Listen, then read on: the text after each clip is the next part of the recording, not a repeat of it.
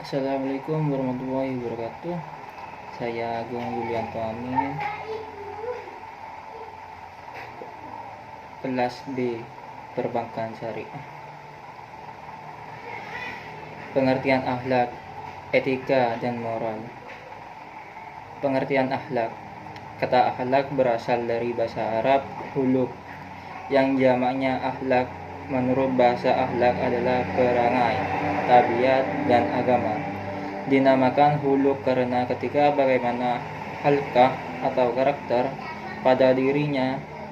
Dengan demikian, huluk adalah ketika yang menjadi pilihan dan diusahakan seseorang.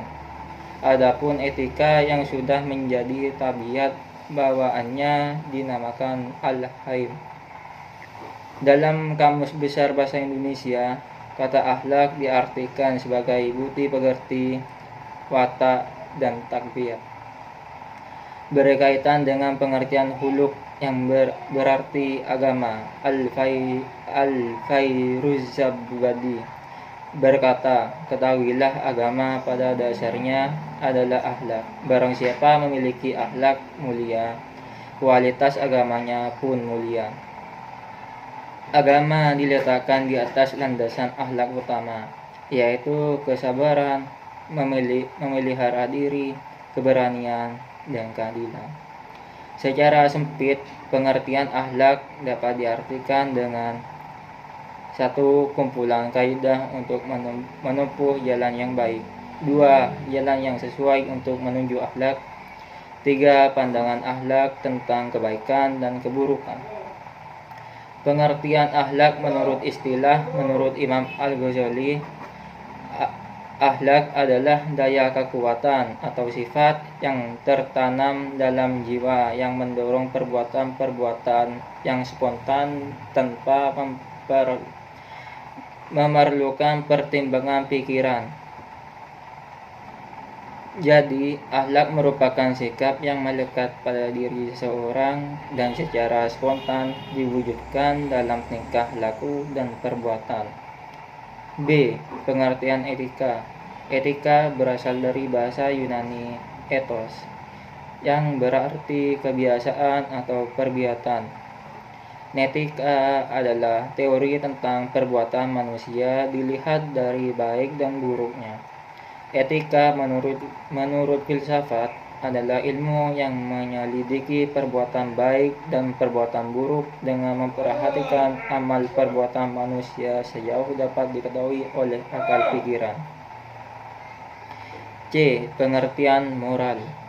Moral berasal dari bahasa Latin mors, kata jamak dari mos, yang berarti ada kebiasaan. Menurut istilah, moral adalah sesuai dengan ide-ide yang umum diterima tentang tindakan manusia yang baik dan wajar sesuai dengan ukuran tindakan dan yang oleh umum diterima, meliputi kesatuan sosial atau lingkungan tertentu.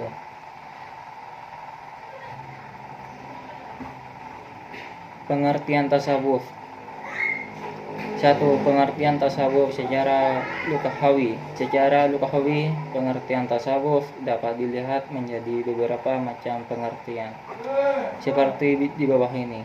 Pertama, tasawuf berasal dari kata ahlu sufa, yang berarti sekelompok orang pada masa Rasulullah SAW yang hidupnya berdiam di serambi masjid.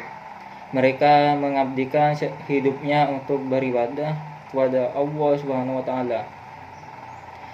Kedua, tasawuf berasal dari kata safa, berarti bersih atau suci. Maksudnya adalah orang-orang yang menyucikan diri di hadap Tuhannya. Ketika tasawuf berasal dari saf, artinya orang-orang yang ketika sholat selalu berada di saf paling depan. Keempat, istilah tasawuf dinisbahkan kepada orang-orang dari Bani Umayyah. Kelima, tasawuf berasal dari kata saufi, yang berarti kebijaksanaan. Keenam, tasawuf berasal dari kata saufana, yaitu sebangsa buah-buahan kecil yang berbulu dan banyak yang tumbuh di padang pasir di tanah Arab. Ketujuh, tasawuf berasal dari kata suf yang berarti dulu, domba atau wol. 2. Pengertian tasawuf secara istilah. Pengertian tasawuf secara istilah adalah ilmu yang mengajarkan kepada manusia untuk mengenal dan mendekatkan diri kepada Allah. Pada bingkai global, urgensi tasawuf yang disajikan pada kalangan intelektual muda seperti para mahasiswa adalah upaya positif untuk sadar dan mengenal pada eksistensi dirinya, sehingga ia akan sampai pada eksistensi Tuhannya. Konsep pendidikan tasawuf yang terkenal adalah barang siapa mengenai dirinya, maka ia akan mengenal Tuhannya. Dasar-dasar tasawuf dalam Al-Quran dan hadis. Kajian tentang tasawuf semakin banyak diminti oleh orang. Sebagai bukti, misalnya, semakin banyaknya buku yang membahas tasawuf yang banyak kita temui telah mengisi berbagai perpustakaan, terutama di negara-negara yang berpendudukan muslim.